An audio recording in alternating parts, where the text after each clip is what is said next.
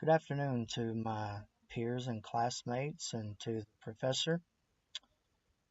I'm going to be recording this from the Fiji Islands in the back of my car currently as I'm waiting on my son at a tennis tournament.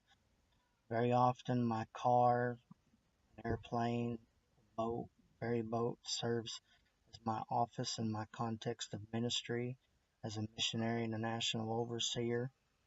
I think that's a great setting for a manifesto on Christian leadership, especially the primary function of mine is to go and to do. Um, this will also be integrated with some thoughts and reflections from Siemens' work and the course dialogue.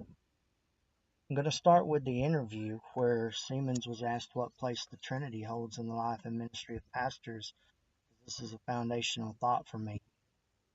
He said, I don't think most pastors really think about the Trinity or give much thought to the Trinity. Therefore, my first statement is that I believe Christian leadership should be rooted and grounded in deeper reflections upon the worst persons and work of the Trinity. Siemens made references to the Trinity as being an enigma, a mathematical problem in the life of pastors that many choose to ignore. However, he mentioned that the Trinity is the solution and not the problem, and I agree with him. Just a couple of weeks ago, I was on a rural crusade to a Hindu community. Our evangelism team and my host family were the only Christians there. The rest were Hindus. They gave complimentary feedback on the way in which I taught on Jesus. And that was reflective upon our coursework and especially the undivided triune God. So I found myself teaching upon the Trinity, and that was very acceptable a form of teaching to these Hindu believers that believe in so many different gods.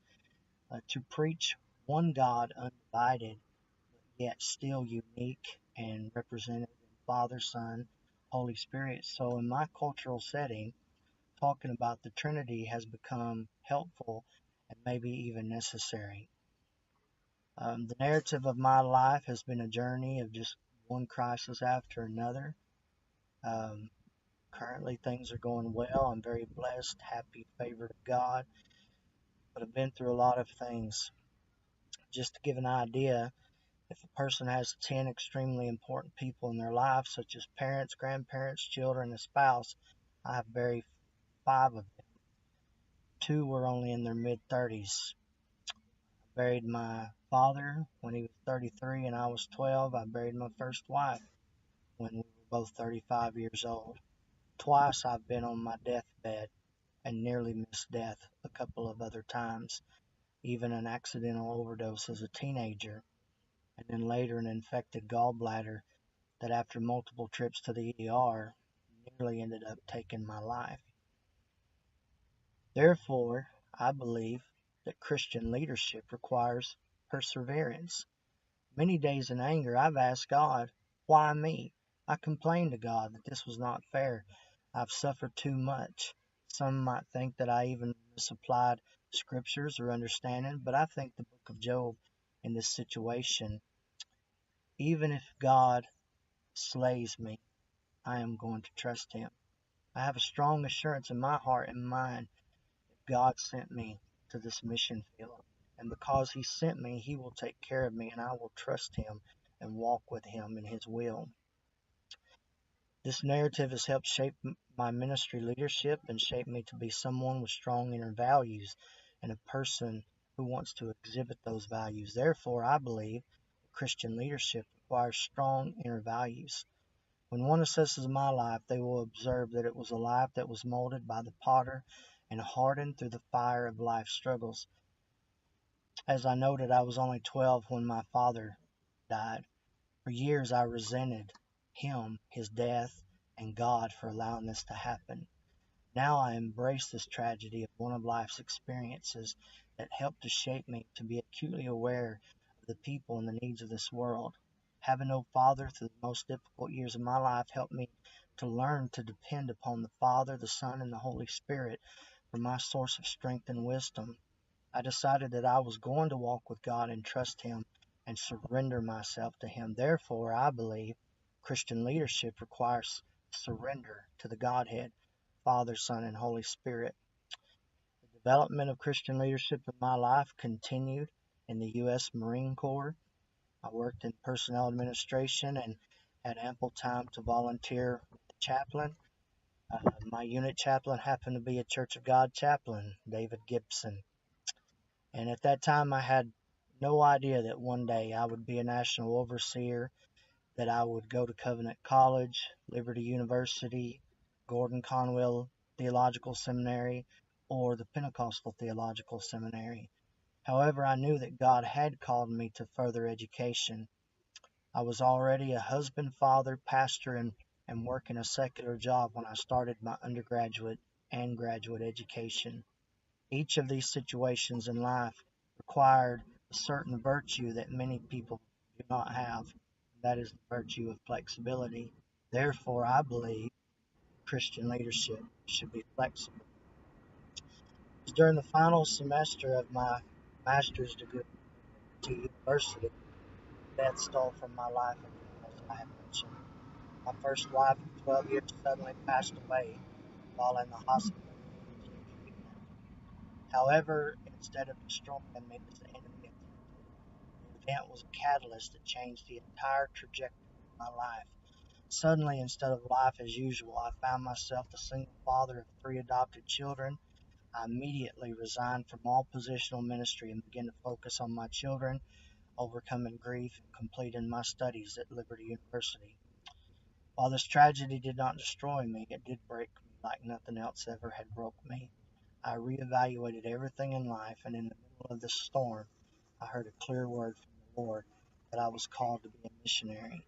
And I found it interesting and I agree with Siemens when he noted God is therefore his very essence a missionary God. These realities are extremely helpful in my calling as a missionary. The nature of this ministry is not unique among Christian leaders. However, the challenges are real. The way God has prepared me through this story of my life is unique. From the very foundation of the world, God chose us, as it says in Ephesians 1 and 4. He had a purpose for us and a plan for all of humanity.